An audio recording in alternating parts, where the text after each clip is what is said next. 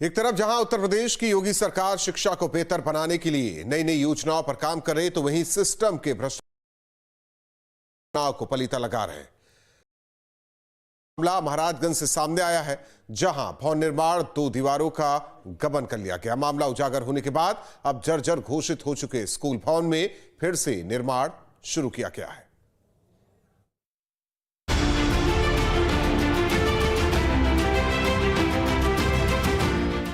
School की इस इमारत को देखिए, ये वो इमारत है जो बनी तो साल 2007-8 में है, पर अब तक इसके कमरे बच्चों के लिए नहीं खुले।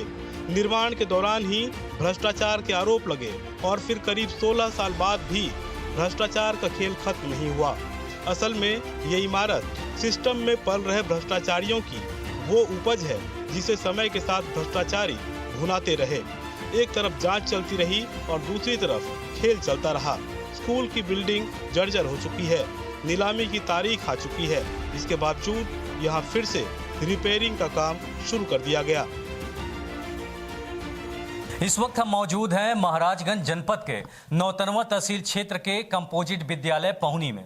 इस विद्यालय के भवन निर्माण की शिकायत मुख्यमंत्री पोर्टल पर की गई कि वर्ष 2007-8 में जिला धनराशि प्राप्त कर बच्चों के शिक्षण के लिए 3 अतिरिक्त कक्ष बनवाए गए, जिसमें 2 दीवारों के पैसे का गबन कर लिया गया। इसके बाद जिला समन्वयक निर्माण मौके पर पहुंचते हैं और अपनी जांच रिपोर्ट दिनांक 16 नवंबर 2024 में लिखते हैं कि प्रधानाध्यापक अनूप चौधरी द्वारा बताया गया कि दीवारों की बचत की गई है, इसके सापेक्ष पोर्च नहीं बनवाया गया। इस पर जिला समन्वयक निर्माण समग्र शिक्षा महाराजगंज के आख्या में पाया जाता है कि कमियों और अवशेष कार्यों को पूर्ण कराने तक अनूप चौधरी प्रधानाचार्य का वेतन अग्रिम आदेश तक बाधित किया जाता है। अब इस आदेश के बाद यहां पर किस प्रकार से भवन के बाहर पोर्च का निर्माण पिलर लगाकर किया जा रहा है। तस्वीरें महाराजगंज के नौतनवा तहसील के कंपोजिट, जहां शिक्षा विभाग के आला अधिकारियों ने पैसों की बंदरबांट करने में कहीं भी कोई कोताही नहीं बरती। आरोप है कि स्कूल में भवन निर्माण के दौरान ही 2 दीवारों का गबन कर लिया गया था। निर्माण की गुणवत्ता ठीक नहीं होने की वजह से इमारत तैयार होने से लेकर अब तक उसमें बच्चों को शिक्षा नहीं दी गई। इस संबंध में मुख्यमंत्री हेल्पलाइन डेस्क पर शिकायत की गई, जिसके बाद जिला समन्वयक निर्माण ने स्कूल पहुंचकर मामले की जाँच की। 16 नवंबर 2024 को तैयार जांच रिपोर्ट में प्रधानाध्यापक का बयान सामने आया, जिसमें कहा गया कि भवन निर्माण में दीवारों की बचत की गई, इसलिए पोर्च नहीं बनवाया गया। रिपोर्ट के आधार पर जिला समन्वयक ने कमियों और कार्यों को पूरा कराने तक प्रधानाध्यापक का वेतन रोकने के आदेश दिए, जिसके बाद भ्रष्ट अधिकारियों को फिर से संजीवनी बूटी मिल गई और कर्मचारियों ने जर्जर भवन के बाहर ही पिलर लगाकर पोर्च बनाना शुरू कर दिया। इसमें सर जानकारी हमको ये है कि हम लोग जितने दिन से ये बिल्डिंग जब से बनी है, इसमें एक भी लड़का पढ़ा नहीं है। इसमें स्कूल तो एक दिन नहीं चला है। उसके बाद बीच में इसमें दीवार नहीं था, जर्जर मकान ही बना था, जर्जर था। उसके बाद हम लोग इसमें इस फील्ड में मैच वैच खेलते थे, यहाँ हम लोग आते ही नहीं थे करके कि कब गिर जाएगा। और उसके बाद देखिए कई बार जांच वोच भी आया, अधिकारी लोग आए, अपना मिली भगत करके क्या किए, हम लोग को सूचना नहीं था। हम लोग फील्ड में रहते थे, आते थे, हम लोग से पूछते थे, हम लोग जो भी बताते वो बना क्या। और 14 तारीख के हाथ हमको आज सूचना मिला कि 14 तारीख को नीलामी इसका है। और उसके बाद देख रहे हैं यहाँ की सर काम हो रहा है, पता नहीं क्या निर्माण करा रहे हैं इसमें। जब नीलामी हो गया है तो इसमें कहानी में ट्विस्ट तब आया जब स्थानीय खंड शिक्षा अधिकारी के आदेश दिनांक 10 दिसंबर 2024 का पत्र हमारी टीम को मिला, जिसमें कहा गया है कि बिल्डिंग जर्जर है।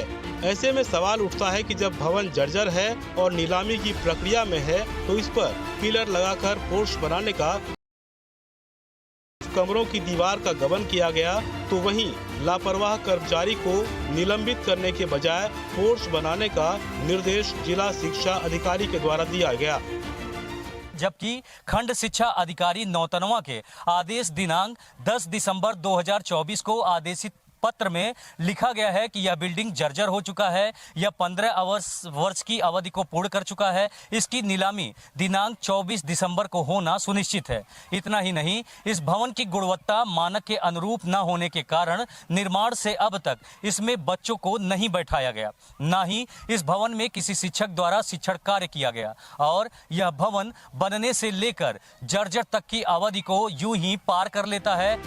कुल मिलाकर सरकारी स्कूलों की कायाकल्प के लिए सरकार चाहे कितना भी कर ले, लेकिन धरातल पर इसकी तस्वीर बिल्कुल ही विपरीत है। जहां भ्रष्ट कर्मचारी पैसे मिलने के बाद मानकों की अनदेखी कर जैसे तैसे काम पूरा कर देते हैं और जिला स्तर के अधिकारी दोषी को बचाने के लिए मामले में लीपापोती करने में भी नहीं कतराते। जिला बेसिक शिक्षा अधिकारी के पत्र 16 नवंबर 2024 में साफ तौर से भ्रष्ट कर्मचारी को बाकी काम पूरा करने का निर्देश दिया गया है और तब तक के लिए उसका वेतन भी बाधित करने की बात कही गई है।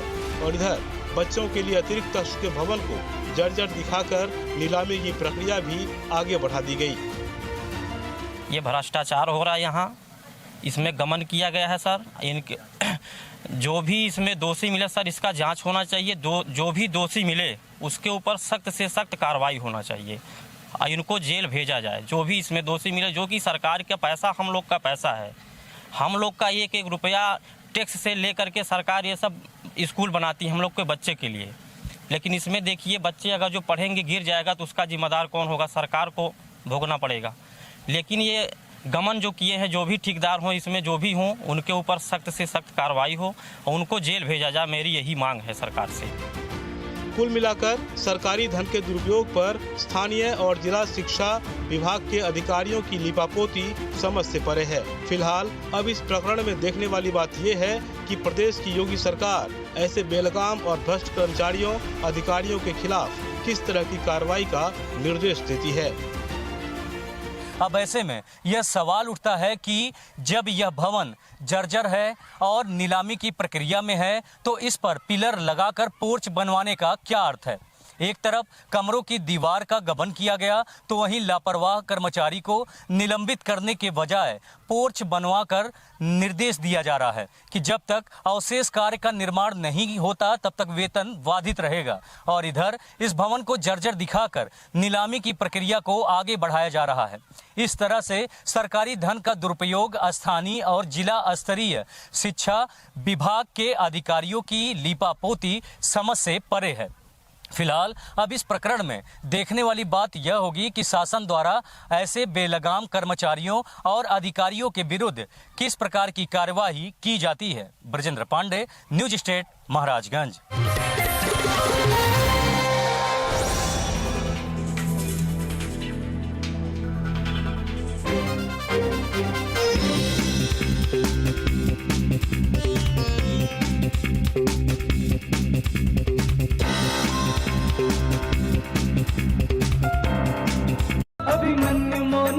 अभिमन्यु मोनो